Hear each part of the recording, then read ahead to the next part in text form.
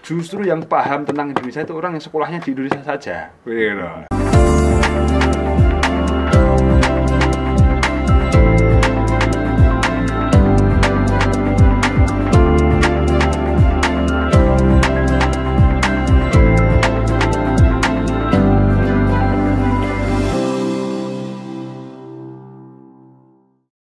Sobat, jumpa lagi dengan saya. Assalamualaikum warahmatullahi wabarakatuh. Waalaikumsalam warahmatullahi wabarakatuh. Kita akan bincang dengan sahabat saya yang lama tidak ketemu. Luar biasa ini, Mas Biwi saya suka panggil Mas Brewo. Tetapi apakah betul-betul Brewo? Kita lihat saja. Saya akan sapa Mas Josh Towar Iqbal Tawakal. Apa kabar? Alhamdulillah kabar baik, Mas. Nah, terbuktikan bahwa beliau masih brewo. Ini lama brewo banget ini. Kenapa nih? Sejak pandemi ini belum berani ke tukang cukur. 2 tahun? Iya. Nggak pernah ke... Iya, udah belum berani ya, termasuk rambut maupun brewo ini. Belum, paling potong sedikit-sedikit. Iya. Itu pun iya. Setelah komplain dari Ibu Istri. Negara ya? Iya, dari Ibu Negara, betul sekali. Sama sekali ya? Iya, sama sekali. Belum. Saya juga keluar hanya gara-gara itu. Karena ada komplain, ya kan, user ini kan nggak bisa dibiarkan. Nah, benar, user. Lebih tepatnya user atau Ibu Negara? Iya, user. User. Tapi user itu tidak ada masalah. Tidak ada masalah. Atau justru itu akan menambah passion gitu ya? Mungkin. Oke, 2 tahun ya? Iya, 2 tahun. Ya. Jarak kemana-mana ya? Ya, tidak kemana-mana ya. Iya. Kalau keseharian dari Pati ya? Sekarang tinggal di Pati? Saya tinggal di Juwana. Juwana Pati ya? Iya, Juwana Pati. itu kan kota lama. Pelabuhan lama betul gitu ya. Iya, Kalau Melipir itu kan dekat Jepara gitu ya. Bisa dari Jepara bisa. Tapi kan itu kota tertimur dari Pati. Masih ada kecamatan lain lagi. Oh ya? Ya, kecamatan Batangan. Ya. Tapi enggak. Baru setelah Batangan baru Rembang. Iya. Iya. Ya. Ya. Tapi itu kan Rembangnya yang ke sini ya. Ente kan di Juwana kan ke sini. Kalau peta itu kan sebelah kiri kalau dari Ke timur. Lah ya ke timur. Iya, ke Ya, timur. tapi kan agak ke sini. Iya. Karena itu kan pelabuhan. Pelabuhan. Karena banyak toko juga dari Juwana. Ya, betul. Dan Juwana ini kan punya legenda banyak Iya. soal perikanan, soal sekali. revolusi, Betul. Ya. dinamika. Ya. Sehari-hari saya tahunya Bung Iqbal itu orang Demak. Ya, asli saya Meranggen. Meranggen. Demak. Kecamatan Meranggen. Masa kecil juga di situ. Masa kecil saya di situ, saya sejak TK hingga kemudian MI, MTS sampai Madrasah Aliyah di Pesantren Futuhiyah. Ya. Saya tahu, iya, Futuhiyah. Futuhiyah, Pondok betul. Pesantren Futuhiyah. Iya, benar, betul. Saya pernah mondok di situ. Oh, pernah di situ? Iya, kan tradisi Ramadan. Nggih. Orang Pekalongan. Oh, pesantren kilat. Pesantren kilat. Itu kan istilah sekarang. Nggih. Istilah dulu kan pasaran. Pasaran. Nggih. Jadi saya pernah di situ ya bulan Ramadan waktu saya IPNU ya, IPPN. IPPNU dulu. Nggih. Lalu pernah di Gusmus juga di apa itu? Rodotul Talibin ya. Rodotul ya. Semasa almarhum masih Gesang. Nggih. Ayahanda Gusmus ya. Nggih. Sama Khalil Bisri ya. Nah, itu di situ. Pernah juga di Suralaya. Wih. Ya, saya memang ya itulah namanya Sulam Taufik. Nggih. Kitab-kitab macam itulah yang kita Nggih. pelajari gitu kan. Dan saya lihat Futuhiyah Meranggen itu sama dengan di daerah saya. Syiarnya, nadiyahnya kan kuat sekali. Kuat. Jadi dari situ Bung Iqbal lahir ya masa kanak-kanak sampai remaja. Sampai remaja. Baru sekolah kemana-mana. Sekolahnya nggak kemana-mana. Oh gitu. Di situ juga. Di situ juga Sampai dari SMA? Dari TK, MI, Sanawiyah, Aliyah di situ semua saya. Berarti diniyah, madrasah, diniyahnya, madrasahnya. Kalau dikonversi ke dalam sekolah itu yang umum mulai dari TK, SD, SMP, SMA di situ. TK-nya pun pasti Di situ juga. RAM ya, Raudhatul Atfal Muslimat gitu. Istilahnya TK. Udah Iya, TK waktu itu. Jadi sepanjang dari lepas kota Semarang sampai terus gitu ya, sampai ke timur ya. Timur nggih. Itu Meranggen. Meranggen, Mas. Orang suka mengatakan merenjen. Merenjen. Ya, negara Denmark ya. Denmark. Oke. Nah, setelah itu Bung Iqbal saya tahu banyak kemana-mana, ke luar negeri. Tapi sebelum itu kan ya apa saja yang dilakukan selepas S1 di Undip itu dulu? Kalau dari pendidikan formal saya belum pernah kuliah di luar negeri, Pak. Jadi saya itu ditakdirkan sekolah itu istiqomah. Dari TK sampai aliyah itu saya di Futuhiyah, dari S1 sampai S3 saya di Undip. Pak NHS ini dosen saya. Kita Pak NHS menyebut saya sahabat, tapi sebenarnya beliau adalah guru saya. Memang, sekarang udah ketemu tuanya, ya memang sahabat ya.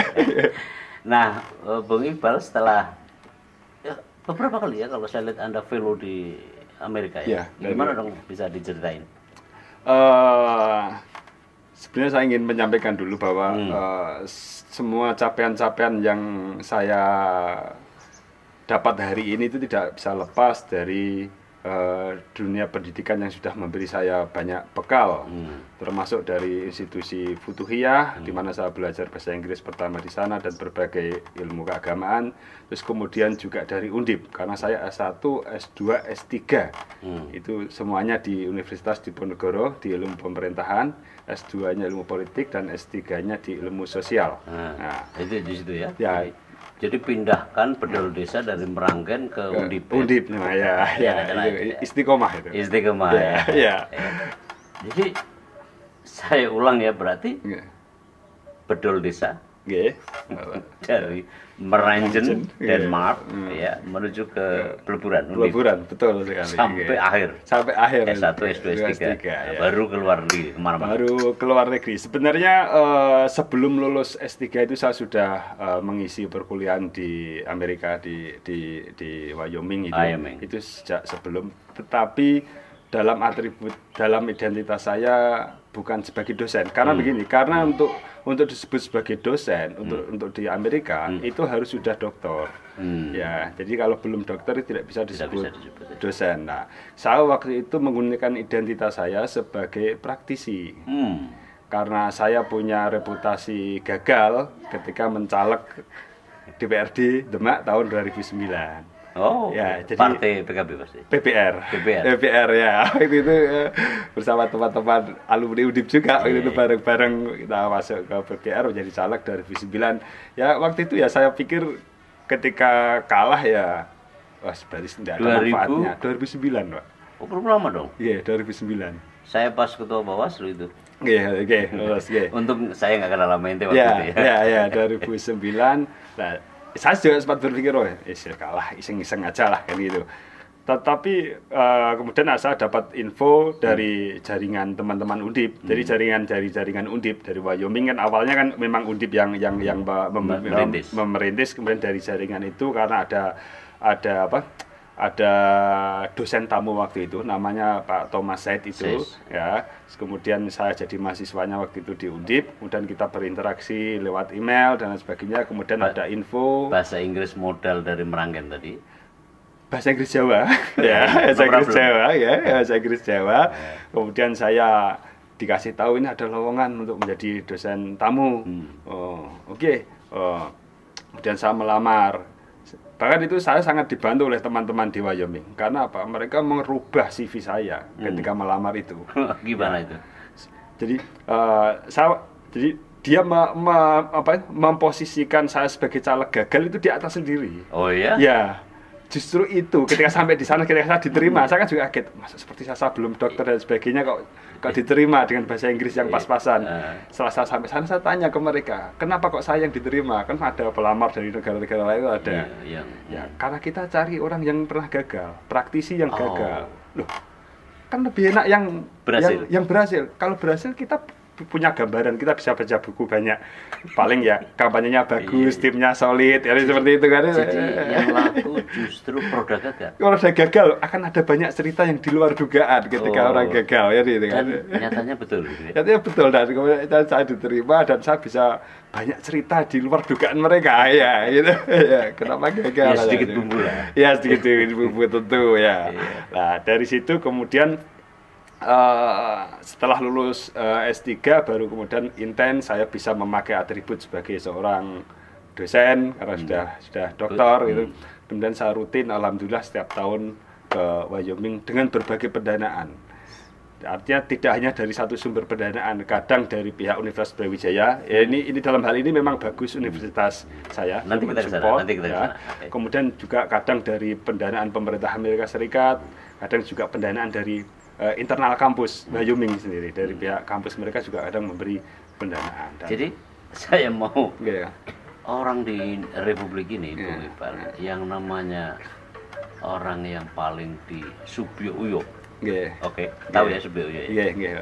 Adalah orang yang berhasil. Iya kan? Iya, betul. Di negara maju sekurang-kurangnya pengalaman Anda di Amerika, yang justru didengar adalah yang gagal. Iya, dalam kasus saya seperti itu dalam konteks saya. Itu enggak kebayang kalau di negeri ini gitu ya. Saya pun juga nggak kebayang akan ada manfaatnya kegagalan itu kan. Tapi Anda membuktikan bahwa benar. Lalu apa yang mereka gali dari contoh produk gagal ini gitu loh? Sebagai orang gagal, saya bisa menceritakan tentang orang yang sukses dan orang yang gagal. Tapi orang yang sukses belum tentu bisa menceritakan tentang orang gagal. Isinya suudon. Ya kalau orang sukses menceritakan orang gagal itu suudon, orang juga. Praduga terlalu jauh jadi suudon. Ya, seperti itu ya. Dari situ saya banyak berbicara tentang bagaimana politik klientelisme yang bisa kemudian patron klien bekerja, kemudian saya yang sebagai pendatang baru di dunia politik, reputasi sosial belum ada sehingga kesulitan dan kalah ini seperti itu. Yang disampaikan itu di kelas-kelas. Iya, di kelas-kelas. Bahkan di depan-depan profesor pernah ada forum yang isinya semua profesor tentang Asia itu mereka berkumpul itu waktu itu di Colorado Boulder, di Universitas Colorado Boulder itu jadi ada di sana ada Center of Asian Studies, kemudian profesor-profesornya kumpul semuanya di situ, ada yang bisa berbahasa Indonesia, ada yang dan saya suruh cerita banyak ini. Dan terperangah. Ya, banyak hal yang mereka tidak menduga. Ya. Kalau terpengaruh tidak, tapi banyak hal yang mereka tidak. Tapi kan pasti tidak menduga. Jadi sobat jangan lupa orang gagal itu justru ada jalan, bukan hanya menuju sukses. Ya kan sebelum sukses orang gagal dulu, tetapi gagal yang membuahkan, yang memberi berkah bisa ke Amerika. Maka Anda jangan pernah putus asa, patah harapan kalau gagal. Rupanya bisa menjadi bahan studi dan profesor-profesor Amerika yang bule-bule itu bisa terperangah oleh karena produk gagal yang bercerita tentang kegagalan itu. Betul sekali. Kali Pak Cap tepat. Pas. Betapa begonya orang-orang bule itu. Oleh seorang Iqbal, kan dari pojok kampung di Merenjen, Denmark, gitu ya, tapi bisa ngibulin sama bego-bego Amerika. Dan itu karena itu dalam mata kuliah sendiri. Ada yang mata kuliah sendiri, saya kadang ngisi mata kuliah reguler, jadi ada mata kuliah reguler itu, terus kemudian saya ngisi 1 atau 2 pertemuan, kadang ada yang memang diadakan forum khusus, public speaking itu, saya dikasih forum, terus kemudian banyak orang-orang yang ikut, bahkan dari luar kampus datang ikut, anggota-anggota dewan yang ikut, Senat ya. Saya pernah dibiayai oleh Senat untuk datang ke Amerika, pernah saya. Hanya untuk mendengarkan kegagalan Anda. Saya pernah dibiayai. Namanya Pak Simpson. Itu dinasti. Negara bagian mana? Dari Wyoming. Dia senator dari Wyoming. Negara bagian Wyoming. Dia dinasti, Pak. Jadi anak-anak turunnya yang menjadi politikus semua. Bermarga Simpson itu. Klan ya. Klan dia. Kayak macam Kennedy, betul seperti Bush, itu. Jangan-jangan seangkatan-angkatan itu ya. Ya mungkin kakek neneknya pun sudah seperti itu, sudah turun-temurun itu. Nah, kemudian saya dapat dana dari dia untuk datang ke Amerika, dibiayai mereka. Ya, hanya untuk mendengarkan kegagalan saya. Jadi nanti menarik, sangat menarik karena orang sekali lagi memuji karena berhasil.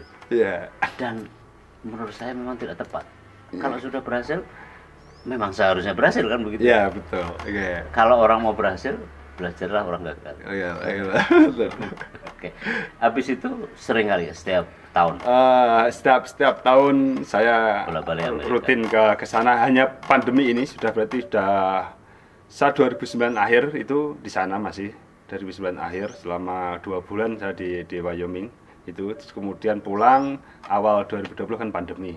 Sudah enggak ke sana lagi.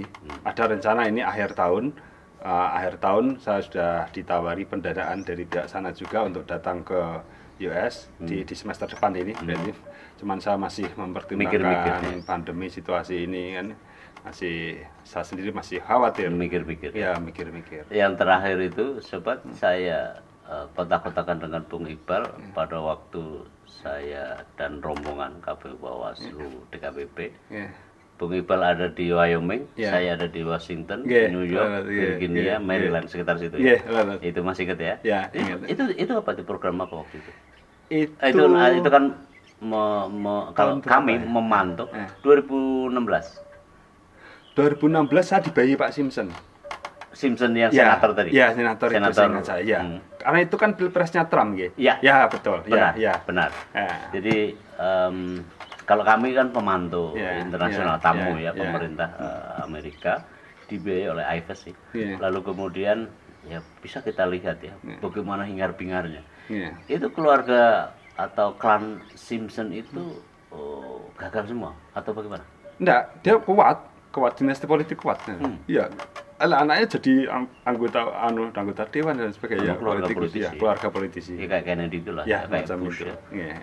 Dan justru jadi gini, comfort zone ya, jadi zona nyaman membuat dia tidak lengah untuk bicara supaya ini terus melalui belajar kegagalan orang. Betul. Gitu ya kira-kira. Sampai mau mengeluarkan sekian ribu dolar Amerika hanya untuk memindahkan tubuh orang kampung dari Meranggen ke Amerika. Betul. Segitunya ya. Luar biasa. Dan jatuhnya nggak kemana-mana, ke ND ya. Luar biasa. Tapi saya kira memang betul orang Amerika bagaimana nggak maju, iya kan? Bagaimana nggak maju belajar kepada negara, kepada orang dari negara. Padahal cuma calon anggota DPRD kabupaten gagal dari partai yang ya begitulah. Tetapi itu justru hebatnya orang maju. Orang mau maju memang hebat. Oke, kita ke pengalaman ya, kita ke kampus. Pengalaman di Amerika apa yang bisa dapat kampus di sana itu bagaimana? Kampus di sini bagaimana? Tentu bagi yang pernah studi di Amerika ya itu sudah tidak perlu Anda dengarkan ini. Tetapi bagi terutama mereka yang ingin studi di Amerika, bagaimana pemandangan sehari-hari, administrasinya, pelayanannya terhadap kampus-kampus di Amerika, sekurang-kurangnya begitu. Sebenarnya saya tidak punya banyak pengalaman ya terkait urusan-urusan administratif dengan pihak kampus, terutama kampus Wyoming, karena semua itu sudah ditangani sama orang-orang di sana, Pak. Jadi kita itu ya enak tinggal terima transfer uang, nggak ada paling ngisi surat pajak ya sudah diisikan seperti itu.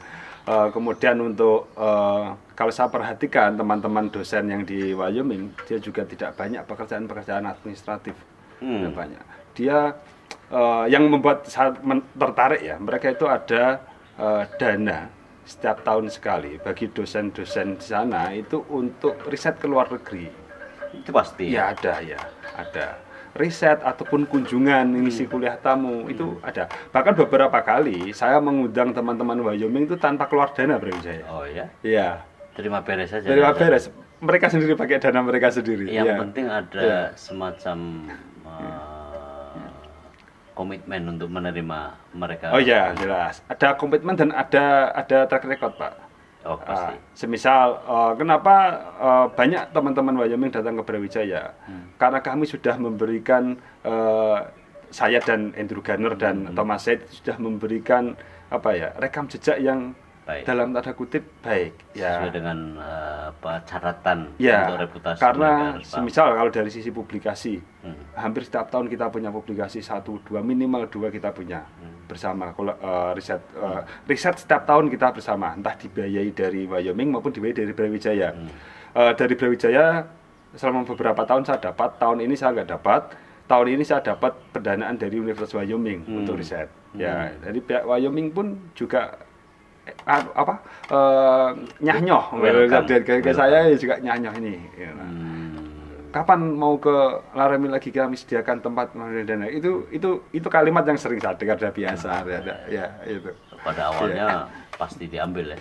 Tapi kalau sekarang agak mikir situasi seperti ini ya pandemik. Ya pandemik. Tapi sebenarnya apa dong kerjaan dosen-dosen di Amerika? Kalau di Indonesia kan Anda tahu sendiri. Begitu banyak pekerjaan-pekerjaan yang menurut saya tidak mengimprove terhadap Tridharma sama Tridharma. Jadi pengabdian, terus kemudian penelitian dan mengajar. Tapi yang jelas tidak ada administratif, tidak ada. Kita kan hanya Tridharma itu kan hanya di mulut aja. Ternyata ada tambahan embel-embelnya administratif dan lain sebagainya kan. Ya. Alasannya ini kan namanya Tridharma perlu ditambahkan administrasi, dharma penelitian, dharma pengabdian, itu ya. Padahal ekornya malah jauh lebih panjang. Lebih panjang, betul. Menyita waktu. Betul. Sehingga 3 dharma yang awal malah tidak keurus. Iya, betul. Jadi sibuk sekali dosen-dosen itu ngurusin Kalau ente mau dengar profil dosen-dosen di Indonesia itu kan sekarang ini ya dia harus pinter online sekarang. Kemudian tata kelola administrasi berbasis pada internet jaringan. Betul. Lalu pada saat bersamaan dia harus mampu mengoperasikan perangkat-perangkat sebutlah Zoom, MS Teams gitu ya. Saat bersamaan juga harus bisa mengisi ini itu, belum pejabatnya ya. Itu dosen profil dosen biasa. Saya bayangkan lalu kapan membaca bukunya? Kapan melakukan riset yang agak serius gitu ya. Dan pengabdiannya. Itu salah satu alasan kenapa saya menolak untuk menjabat selama bertahun-tahun. Sejak dulu saya tidak mau menjabat, dan bahkan saya pernah mengundurkan diri dari jabatan, pernah, Pak. Ya karena saya merasa hobi saya membaca, menulis, riset. Ya inilah yang bahkan pernah ada narasi seperti ini loh. Kamu nggak mau berkontribusi terhadap institusi loh. Saya publikasi kan juga diklaim oleh institusi. Saya juga bisa mendatangkan teman-teman dari luar, saya juga bisa mengirim teman-teman Indonesia untuk kan nggak harus pejabat.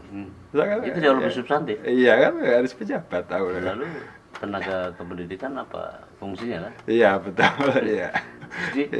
Jadi seperti yang dibilang oleh Fedi Erhardis itu di bukunya, dia tuh malah kasihan dengan dosen-dosen di Indonesia, ya kan? Tidak punya kesempatan jadi apapun kecuali jadi malaikat. Yang serba bisa. Ya, serba kan? bisa. Nah, Bung Iqbal, lalu ini gini. Sekarang ini kan lagi ada isu ya, 2 hal tentang perguruan tinggi kita di Indonesia. Kalau hari ini kita lihat di medsos, paling kurang Twitter. Karena saya juga punya ya semua medsos. Ada dua isu. Anda tahu 2 isu itu? Sebelum saya yakinkan. Ya terkait rangkap jabatan ini dan sister. Rektor UI satu. Yang kedua sister. Ya, itu jadi hari-hari ini sedang dunia perguruan tinggi kita sedang dihebohkan oleh 2 hal tadi ya. Pertama tadi soal rektor UI yang rangkap jabatan dan jadi viral luar biasa sejak 2-3 hari terakhir. Lalu yang kedua adalah sister. Sister itu adalah sistem terpadu untuk pangkalan data lah begitu ya, mengisi di pangkalan data tadi itu ya. Ada komentar soal 2 hal itu? Kalau terkait sister ini memang kita terpaksa harus memberikan waktu ekstra untuk melakukan kegiatan-kegiatan administratif. Apalagi ini juga bisa dikatakan mendadak ya. Kalau saya secara pribadi saya sudah rutin sejak dulu ketika ada publikasi semisal ya, langsung saya upload. Ada kita di Brawijaya itu ada yang namanya Siadu. Jadi saya upload semuanya. Saya PDF itu selalu sudah saya siapkan. Siadu itu semacam sistem administrasi dosen. Iya, server lokal. Lokal. Yang dibikin oleh Brawijaya. Tapi sobat saya ingin kasih tahu ke Anda bahwa Bung Iqbal ini setelah S2, S3 kemudian menjadi pengajar di Universitas Brawijaya. Iya, betul. FISIP ilmu pemerintahan. Ilmu pemerintahan. Politik. Ada sendiri prodi ilmu politik. Saya di ilmu pemerintahan. Ada beberapa adik kelas yang ada di situ, 2-3 orang lah pernah ketemu saya. Oh, iya. Nah, memang akhirnya yang dia ceritakan tadi menyangkut dengan itu tadi, ya. Sehingga jangan kaget, yang dimaksud dengan Brawijaya adalah UB, Universitas Brawijaya. Terus? Jadi kalau bagi dosen-dosen Brawijaya, khususnya FISIP ya, sepanjang yang saya tahu, sebenarnya tidak terlalu merepotkan ini, sister. Karena kita sudah sejak lama dokumen-dokumen itu ter-PDF-kan. Dan semisal surat tugas dan sebagainya, karena untuk urusan Japung semisal, nanti kan sister itu kan juga arahnya untuk urusan Japung. Itu kita sudah ada basis datanya, di FISIP itu ada, kita tinggal ambil. Ya paling ya, jadi setidaknya kita sudah tidak direpotkan lagi men-scan, mencari data, dan hanya masuk-masukkan. Dan memang itu nanti dibantu oleh Tendik, Pak. Seluruhnya ya dibantu oleh Tendik. Ya. Jadi dosen terima beres saja. Ya paling hanya ngecek, ini ada yang keliru, ini yang dimasukkan. Ya hanya mengawal saja lah, hanya mengawal Tapi saja. Pada sebagian besarnya memang ditangani oleh tenaga teknik. Tenaga teknik semua ya. Dan itu dosen biarlah punya kesempatan membaca, meneliti, mengajar, ya, melakukan perubahan-perubahan metode mengajar dan seterusnya itu. Betul. Dan akhirnya orang kesempatan. Orang akhirnya punya kesempatan ya. Ya, betul. Luas ya. Dan pendanaannya juga bagus soalnya di kita. Support untuk penelitian, untuk pengabdian. Kita per tahun semua dosen juga ada dananya yang saya rasa sudah ya cukup lumayan ya. Oke. Yang kedua, yang pertama tadi soal etika di perguruan tinggi, apakah memang serunya itu ya? Rangkap jabatan, lalu itu kemudian bisa melakukan 2 fungsi, padahal setahu saya kan yang namanya double counting kan tidak boleh, tapi kok bisa juga ya? Secara etika ya itu menjadi permasalahan ya, menjadi permasalahan ketika seseorang rangkap jabatan, karena logikanya dia nggak mungkin bisa mengendalikan 2 institusi yang berbeda. Tapi kalau kita lihat realitas, semisal dekan dalam kasus ini dekan atau rektor, dia kan punya banyak tim, dia punya tim yang sebenarnya dalam tanda kutip pekerjaannya tidak berat, sehingga ketika dia rangkap jabatan pun, apalagi di sana jabatannya juga jabatan enak, tidak jabatan administratif, artinya secara tenaga itu memang memungkinkan menurut saya, memungkinkan seseorang itu merangkap jabatan seperti itu. Tapi secara etika, kembali lagi, secara etika itu memang tidak etis. Kayak seakan-akan kita itu kekurangan sumber daya manusia, apalagi untuk posisi yang tidak perlu kerja, ya kan? Kalau sekedar komisaris, nggak ada pekerjaannya, dalam tanda kutip ya, tidak ada kerjaannya, hanya ngontrol dan sebagainya, kan banyak orang bisa itu. Mahasiswa saja bisa, mahasiswa UI kan juga bisa. Harus rektor. Harus rektor itu. Atau tim sukses lah, tim sukses yang masih nganggur kan banyak. Kenapa nggak dikasihnya? Iya betul. Atau paling enggak, kalau menurut saya orang profesional. Ya, profesional banyak yang. Saya kira jauh lebih baik. Iya betul sekali. Dan menurut saya itu yang tidak tepat ya. Kalau begitu tidak karena hukum, tidak karena etika.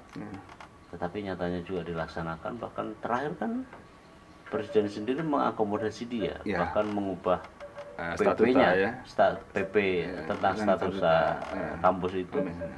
Ini fenomena apa sebenarnya, Bung? Ini salah satu presiden buruk ya untuk negara kita ya, di Indonesia ini. Memang kita sudah sering mendengar ada permainan hukum di kita, tapi ini kita hari ini kita ditunjukkan permainan yang sangat kotor menurut saya. Ini permainan yang sangat kotor. Ada kebutuhan kemudian diubah. Ini kan ini menurut saya ini tingkat kekotorannya paling maksimal. Ibarat najisnya itu najis mungguladoh ya, najis mungguladoh. Kalau hanya mempermainkan hukum, menarik pasal karet itu masihnya najis mukhafafah menurut saya. Tidak merubah pasal, dia hanya mencari celah, ya kan itu. Ini merubah pasal, itu najisnya itu mughaladoh, Pak. Dan lembaga kepresidenan lagi. Iya, lembaga kepresidenan itu. Berarti kalau begitu masalahnya tidak di rektor maupun kampus itu saja dong. Berarti kan ada di struktur kekuasaan. Betul sekali. Yang menempatkan secara kalau istilah saya tidak proporsional ya. Ya, betul sekali. Karena dalam pikiran saya, mungkin Bung Iqbal juga sependapat dengan saya, itu rektor akan mundur lalu akan legowo. Karena pikiran kita dalam tradisi akademis, kelegowoan itu gentleman. Mundur dari apa, Pak? Dari komisaris apa rektor? Komisaris. Oh, enggak rektor ya. Kalau saya berharap memilih tetap bertahan sebagai rektor, nah sempalan yang itu lepaskan. Kasih sama kalangan profesional. Tinggal nafsu akademiknya lebih besar, nafsu akademik apa nafsu finansialnya, Pak? Begitu ya? Ya. Kalau pertimbangannya basis material ya milih komisaris. Iya. Tapi kalau basis etika yang diambil, dia akan ambil rektor. Ya, kalau dia masih ada identitas keilmuanannya di situ, dia akan memilih sebagai insan akademis. Ya, nah, kalau rektor kemudian bertahan untuk dua-duanya, ya itu tadi berlipat ganda tadi. Betul. Dia akan mendapatkan sanksi sosial yang jelas. Dia akan mendapatkan sanksi sosial karena secara etika itu kan tidak pas. Dia bisa berlindung di belakang regulasi. Loh, aturan hukum memperbolehkan. Gitu kan. Dia hukum. Tapi kan sosial itu kan konteks sosial kadang tidak melihat aturan hukum. Nah, seperti orang punya istri lebih dari satu. Secara hukum Islam kan boleh-boleh saja. Tapi kan secara sosial kan tidak bagus. Itu maksud saya. Ya, Pak, dia hidup di lingkungan sosial bukan di lingkungan hukum. Dia kan hidup bukan dengan jaksa, bukan hakim dan sebagainya, tapi dia hidup di lingkungan sosial. Kalau yang diubah akhirnya adalah peraturannya, ya kan, PP-nya, sedangkan orangnya tidak dianggap dalam tanda kutip bersalah. Ini fenomena apa sebenarnya? Orangnya, Mas ya? Kan dikonotasi bahwa beliau itu kan melanggar karena rangkap jabatan. Karena statuta kampus itu mengatakan tidak boleh ada rangkap jabatan. Sudah dirubah. Iya, sudah diubah. Oke, sudah diubah. Kan yang diubah adalah peraturannya. Bukan bagaimana. Jadi begini, bukan orang yang karena salah untuk kemudian menyesuaikan dengan aturan. Tapi aturan itu sendiri yang diubah. Kan sama aja. Kita mendapati di perempatan jalan, sedang jalan kita sudah berhenti di perempatan yang kebetulan ada lampu merah, traffic light. Lalu ada orang nyerobot. Kan? Orang ini salah kan? Ya, betul. Tapi nggak disalahkan. Malah yang dimarah-marah adalah lampu merahnya. Kenapa Anda nggak nyala? Dimatikan lampu merahnya. Lampu merahnya dimatikan. Sama seperti orang nabrak tiang listrik. Tiang listriknya yang disalahkan. Betul, ya. Anda salah secara hukum ketentuan, tetapi bukan itu yang disalahkan. Bukan orang itu yang disalahkan. Yang disalahkan artinya diubah itu kan bentuk dari menyalahkan aturan dong. Ya, betul. Karena aturannya itu. Betul. Logikanya seperti itu. Ya. Kemudian dalam asas hukum, kenapa berlaku tidak surut? Kenapa berlaku surut? Kenapa orang itu tidak bisa juga disalahkan? Berarti kan tidak ada ketentuan berlaku surut, gitu loh. Ya. Harusnya ketentuan yang baru tidak berlaku surut. Dia harus kena sanksi dulu atas pelanggaran. Lalu ini untuk diubah karena conditionally, gitu ya. Ya, untuk mereka yang kan begitu loh. Aturan peralihannya begitu. Kemudian pertanyaan begini, Pak. Yang dihukum itu yang memberi rangkap jabatan? Nah, iya. Atau yang menjalani rangkap jabatan? Itu maksud saya. Iya kan? Pelanggar penerobos lalin. Itu yang tidak disalahkan. Yang disalahkan adalah lampunya. Iya kan? Iya, betul. Kenapa Anda lampu tanda merah? Ini ada orang. Loh, kan memang pekerjaanku begitu, kata lampu merah. Loh, Anda salah, Anda nggak tahu orang ini, gitu loh. Kan sama begitu. Iya, betul. Ya, ini kalau hanya berlindung di belakang hukum, Pak ya, itu tadi seperti yang saya sampaikan, ya ini aman-aman saja. Itu bisa mungkin ahli hukum yang lebih paham, karena tadi ini kan harusnya tidak berlaku surut ya. Harusnya kan tidak berlaku surut. Ini kan bisa dipermasalahkan, diberi sanksi, sanksi karena rangkap jabatan. Cuman sanksinya seperti apa ini saya nggak paham. Tampaknya begini, Bung Iqbal. Ini saya dengar dari media, dari Twitter yang terlink dengan media kenamaan. Rektor UI udah mundur dari komisaris. Oh sudah. Sudah. Ya. Bagus. Artinya komunitas kampus gitu ya. Masihlah seperti dalam dugaan kita. Siang ini tadi begitu saya dengar begitu. Jadi artinya selamat datang kembali kepada Bapak Rektor. Pertahankan jati diri kita sebagai manusia kampus yang begitu banyak masih diharapkan untuk kiprah-kiprahnya. Kita harus kasih salut juga. Betul. Iya kan, artinya ada pilihan. Kalau beliau mundur itu yang malu itu yang bikin peraturan. Harusnya. Itu dimensi lain. Ya sudah dirubah, kayak tak turuti malah mundur. Nah, itu kan. Jangan dipermainkan juga. Iya, bisa jadi. Kan sudah aku salahkan itu lampu merah tadi. Loh, kenapa? Loh, saya nggak tahu, saya kan suruh diubah. Iya. Sudah. Berarti yang makin tidak pas adalah yang membuat aturan, mengubahnya. Sedangkan dia sebenarnya nggak butuh kan. Penabrak lalu lintas udah.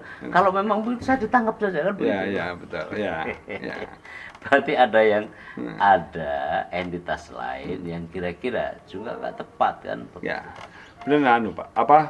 Sebenarnya ada pertanyaan di balik itu yang perlu dijawab bersama. Ada apa hingga ini dipaksakan rangkap jabatan itu hingga kemudian merubah aturan? Oke, kalau begitu saya balik saja. Iya. Kalau menurut Bung Ipal apa dok? Saya tidak paham. Lo kok tidak paham? Saya tidak tahu. Di balik ada hal-hal di balik itu yang saya tidak tahu. Ada apa di balik ini semua kan? Iya. Bung Ipal nanya gitu kan? Iya. Kalau saya tanya, kalau menurut Bung Ipal apa dong? Dugaan saya ya. Ini suudon, terus terang suudon, berburuk sangka. Bisa jadi ini efek dari pembungkaman kritik-kritik dari pihak kampus entah mahasiswa maupun dosen kepada pemerintah dengan nyekeli dase dikasih dienake kasih jabatannya, diharapkan dia bisa mengendalikan orang-orang di bawahnya. Itu dugaan ente ya? Dugaan saya, apalagi kemarin ada kasus yang BEM UI itu kan seperti itu. Lalu gaungnya kemana-mana. Ya seperti itu. Dugaan saya ya, Pak. Dugaan saya. Tapi memang ada masalah relasi antara kekuasaan dengan dunia kampus.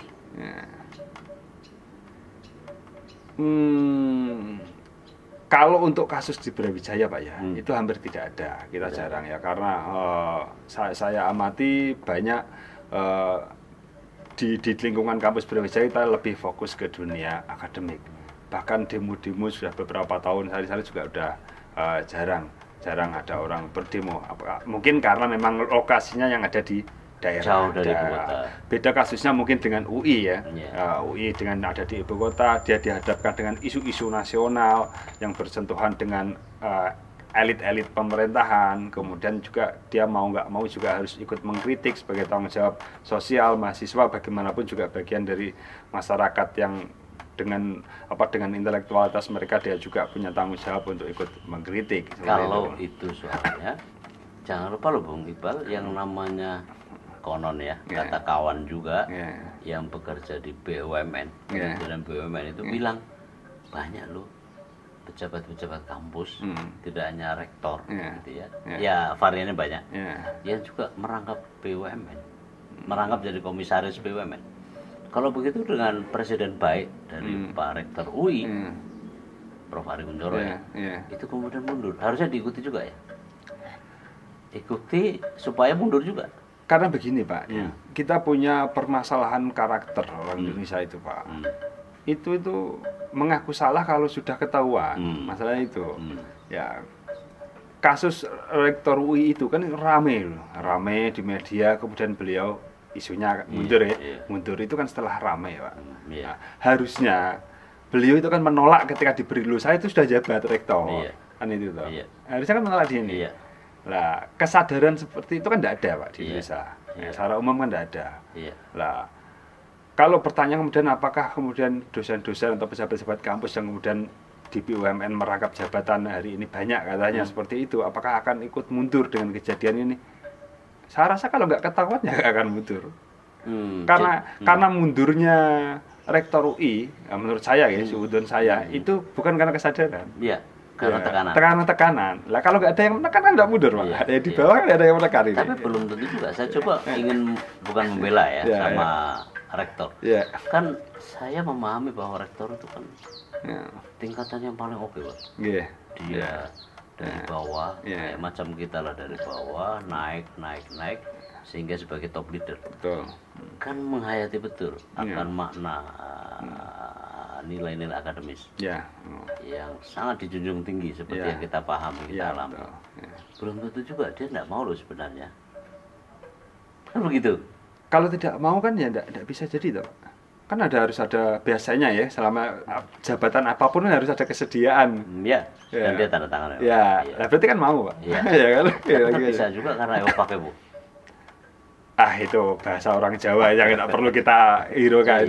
Jangan dipikir itu bahasa orang Jawa, hanya lip service saja itu. Kan ada otonom yang dia bisa menolak kan.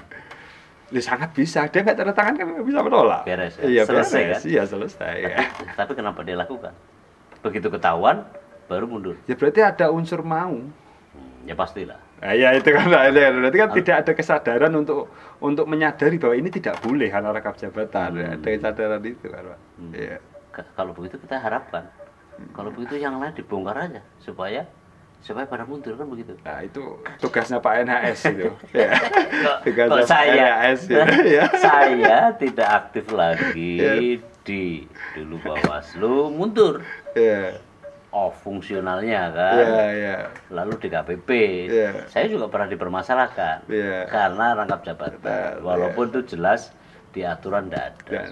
Barulah efektif ketika undang-undang ASN diterapkan, baru betul-betul saya tidak rangkap jabatan, tidak mungkin gitu loh. Nah artinya kan undang-undang ASN berlaku efektif. Artinya itu intinya adalah Bung Iqbal, double counting. Yang tidak boleh menerima penghasilan, ya kan, di luar hal itu.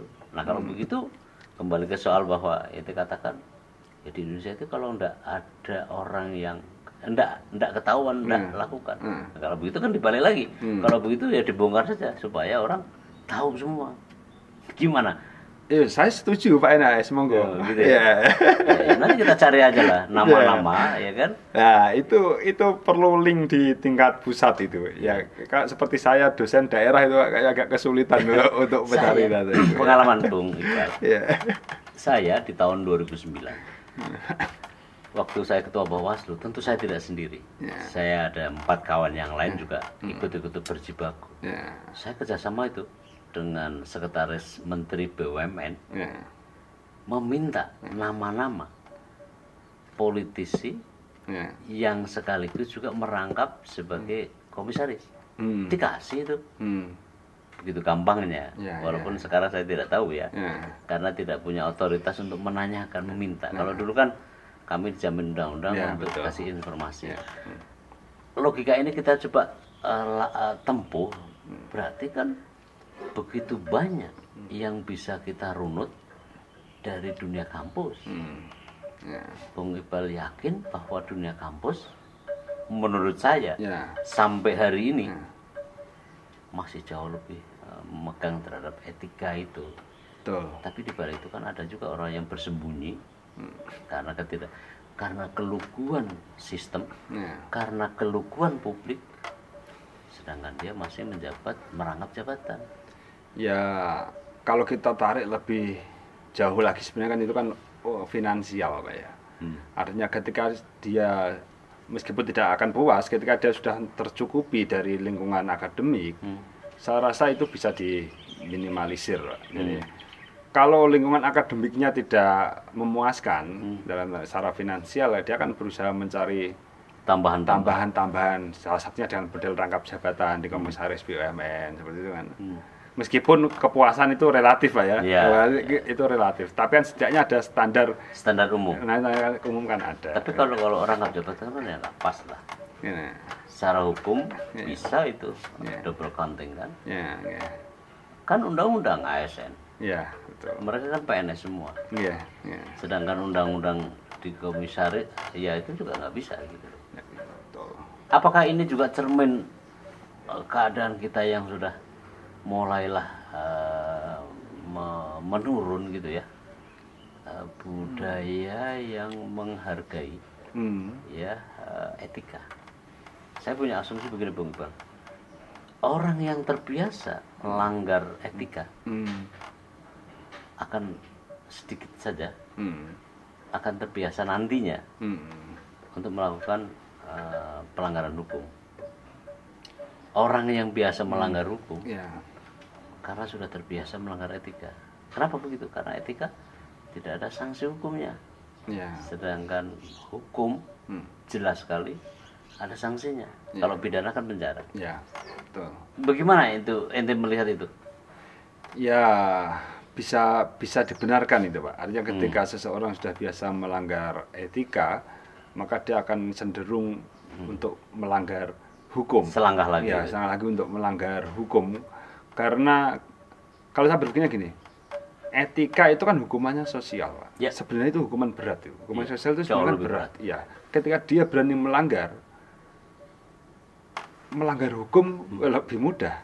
Ya, itu menjadi lebih ringan menurut saya. Makanya kemudian benar argumen panjenengan bahwa ketika orang sudah terbiasa melanggar etika, maka dia akan dengan mudah akan melanggar hukum. Saya punya contoh, itu ada teman dari Bali, seorang preman lah bahasa kita. Waktu itu kita ngobrol di Pantai Kuta. Jam tertentu dia pulang. Kenapa kamu pulang? Kita nongkrong aja dulu, nyantai di sini. Enggak, saya ada waktu sembahyang.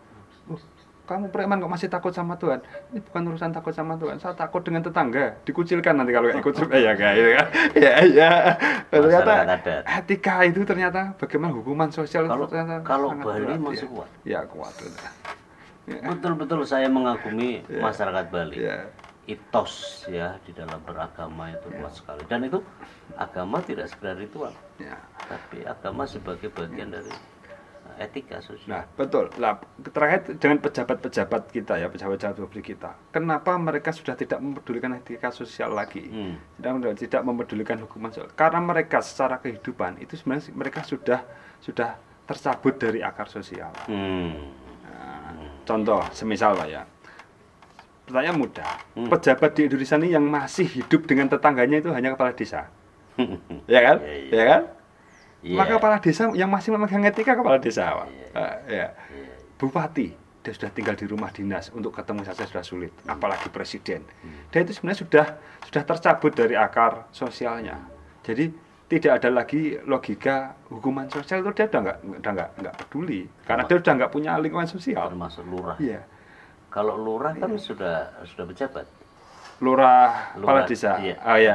Lurah sama kepala desa. Oh, yang lurah kelurahan. Oke. Sama. Jadi itu bilang bahwa karena mungkin desa kan paguyuban. Kalau kelurahan kan udah patembayan. Kan? Masalahnya begini, kalau kepala desa itu dia kan orang situ, Pak. Orang sehariannya kan ngumpul dengan itu. Maka kemudian norma-norma sosial harus dia pegang. Kan itu.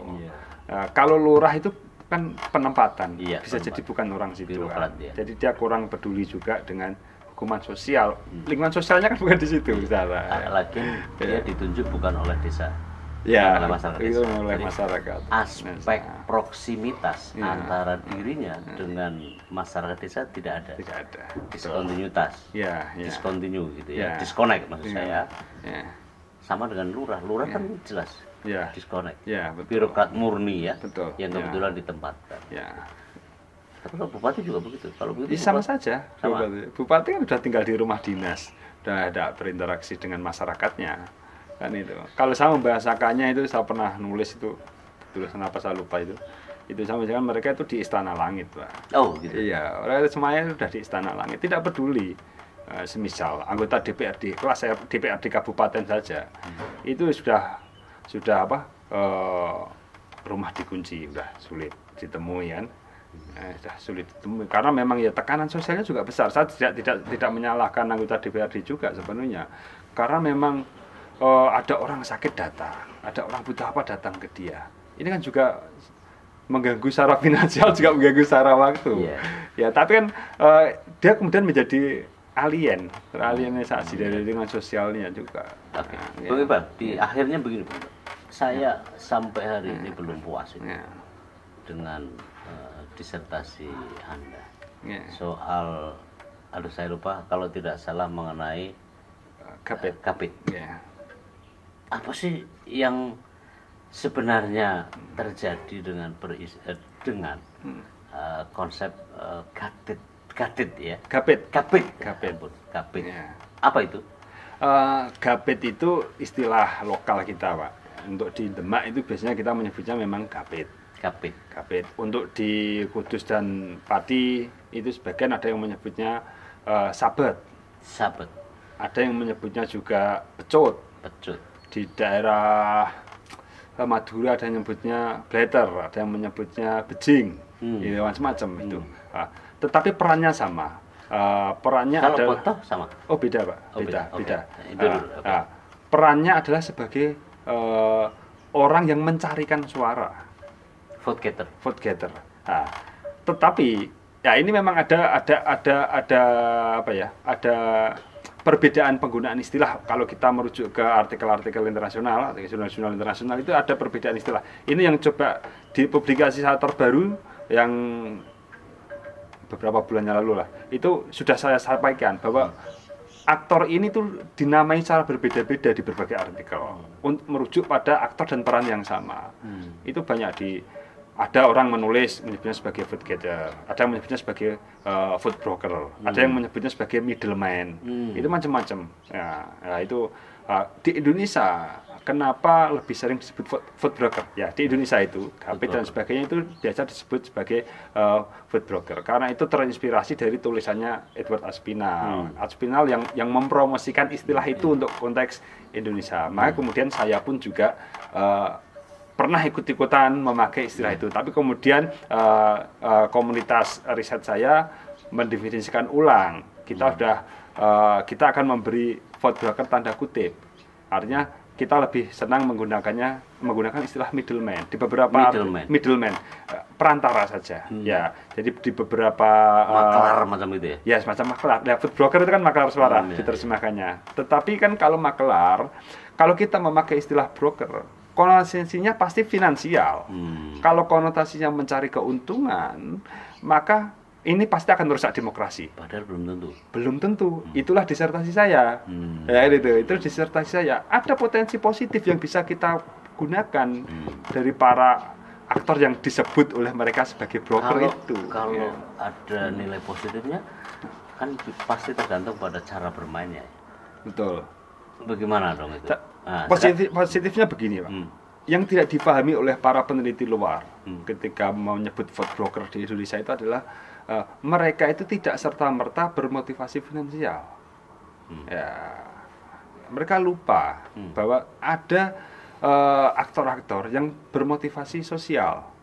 Kalau gapit yang Anda maksud masuk sosial dan finansial semuanya. Ya, itu ada, makanya saya kriteriakan ada beberapa itu. Dua ya. Ada dalam istilah maupun konsep tentang apa nanti broker. Ya. Apa tadi istilah Aspinall tadi? Vote broker. Ya. Satu. Yang kedua dari sisi dalam arti sebagai finansial. Ya, ada yang untuk memang mencari finansial, untuk keuntungan finansial. Ada yang mencari keuntungan sosial. Nah, Anda kemudian mengistilahkan atau karena sudah ada, ini ada varian baru gitu ya, yang namanya gapit istilah lokal. Istilah lokal, tapi kemudian saya menyebutnya kalau dalam artikel-artikel berbahasa Inggris saya menyebutnya sebagai middleman sekarang. Dulu saya pernah ikut-ikutan nyebutnya sebagai broker. Tapi kalau begitu kan kuat Anda karena mengakar. Sedangkan Aspinall kan itulah orang bule. Ya betul. Orang bule belum tentu salah. Betul. Tetapi kurang dalam. Artinya kadang-kadang kan tidak mewarnai, tidak mampu memotret. Betul sekali. Dan itu secara langsung empat mata ini hebatnya peneliti luar. Peneliti luar. Secara langsung empat mata Aspinall bilang ke saya gentle. Ini kelemahan saya tidak bisa motret dari dalam. Kita pernah empat mata diskusikan itu, termasuk disertasi saya waktu itu. Nah, itu juga menjadi salah satu alasan, Pak. Ketika ini kembali ke Wyoming ya, saya itu tidak pernah kuliah di luar negeri. Anda tahulah kualitas pendidikan Indonesia seperti apa. Saya bilang gitu. Kenapa kok tertarik memanggil saya? Gitu. Justru yang paham tentang Indonesia itu orang yang sekolahnya di Indonesia saja. Orang yang kuliah di luar negeri itu sudah tercampur dengan cara berpikir konsep-konsep Barat. akhirnya tidak kontekstual lagi. Seperti semisal tadi menyebut broker, pasti ini perusak demokrasi, itu kan konsep barat. Betul. Konteks Indonesia belum tentu. Betul. Saya wawancara kepada salah satu bupati di Indonesia, saya tanya, Anda bangun jalan, ini usulan siapa? Ya usulan dari tim saya toh Pak. Oh iya begitu. Loh, enggak dari LSM atau masyarakat langsung atau ya enggak, saya harus mengembalikan ke tim. Ya, artinya apa? Ada hal positif yang dilakukan oleh tim sukses yang kita sebut sebagai GAPIT itu tadi. Ada peran positif mereka untuk melakukan pembangunan. Bayangkan Pak, jenengan dosen, profesor lah. Profesor datang ke seorang bupati, saya profesor, tolong itu dibangun jalan di kampung saya. Belum tentu dituruti. Kontribusimu apa ke saya dulu, kan gitu kan? Take and give. Transaksi. Itu yang tidak bisa kita nafikan. Jangan kemudian, kalau transaksi berarti itu merusak demokrasi. Bodoh itu menurut saya. Belum tentu. Tujuan kita itu kan pembangunan. Apapun caranya, kalau itu bisa dilakukan untuk membangun kan masalah. Kalau saya dari penjelasan Bung Iqbal, saya jangan-jangan silakan ya kalau nanti salah. Itu berarti kan agen sosial dong. Betul, karena mereka di beberapa lokasi mereka sebenarnya kan tokoh masyarakat, Pak. Tokoh masyarakat, dia punya tanggung jawab sosial. Jadi ibaratnya itu begini, ada salah satu kasus menemui tokoh masyarakat sana, Pak, sampeyan, Anda itu mendukung siapa gitu, kita nanti ikut. Lah kenapa saya harus mendukung? Nanti kalau mendukung, Bapak kan bisa mengusulkan jalan raya ini diperbaiki. Jadi preferensi pengambilan keputusan. Iya, akhirnya kan seperti itu, Pak. Tidak serta-merta untuk saya dapat proyek bangun apa untuk. Tapi bahwa ada sebagian yang begitu bisa jadi ya. Bisa jadi ada, tapi tidak bisa digeneralisir dengan istilah makelar. Betul. Yang berkonotasi serta-merta. Ya tidak serta-merta digeneralisir. Artinya, makanya kemudian disertasi saya itu menyampaikan tidak serta-merta. Ini ada yang bisa berpotensi positif. Ada gitu kan. keterangan lain, ada varian lain. Aspinal, tidak seperti yang Anda sangka sebatas sesederhana itu. Kalau hanya menyebut untuk food broker. Betul. Ada istilah lain yang mewakili konsep dan itu berakar yang namanya GAPIT. Nah, kemudian saya bahasakan sebagai middleman. Ada salah satu artikel middleman. Kalau di artikel internasional sama nyebutnya middleman. Itu apa sih istilah lokal? GAPIT istilah Demak. GAPIT. Memang Demak itulah ya. Demak. Kalau di Pati namanya sabet, Pak. Sabet. Ya di Kudus ada yang menyebutnya pecut. Nah kalau di Pekalongan pecut beda lagi. Beda ya. Pecut itu ya tim ses. Iya pecut. Lah ya. Ya. Oh begini saya jelaskan dulu Pak. Ya. Bedanya tim sukses. Ini kita singkirkan dulu istilah tim sukses. Di dalam kasanah keilmuan ya, kepemiluan itu ada istilah mesin partai dan ada istilah maklar. Nah, mesin partai itu tim yang memang terstruktur di partai, dia memang anggota partai, terstruktur oleh partai. Kalau itu begini, kalau itu aku tahu itu. Ada namanya tim kampanye, itu bahasa resmi, harus tercatat oleh KPU. Nah, tim sukses tidak secara institusional, artinya itu di luar. Ya bukan orang partai juga. Orang partai. Itu bebas. Itu yang kemudian disebut sebagai maklar, Pak.